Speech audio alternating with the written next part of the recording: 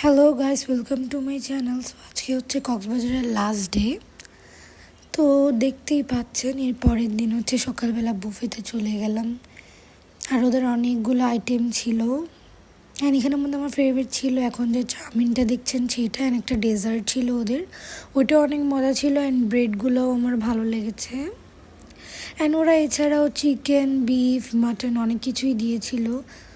তো সব তো খাওয়া সম্ভব না, যেগুলো যেগুলো ফেভারিট সেগুলোই খেতে হবে, সেগুলোই খেলাম। অ্যান্ড দেন রেডি হয়ে গেলাম আজকের জন্য। অবশ্যই জানাবেন আউটফিটটা কেমন হয়েছে আমার। আউটফিটটা হচ্ছে পুরো ব্ল্যাক রেখেছি আমি, because black is my favourite colour. And then আমরা চলে গেলাম বাইরে, তাড়াতাড়ি রেডি হয়ে এখন লিফটে।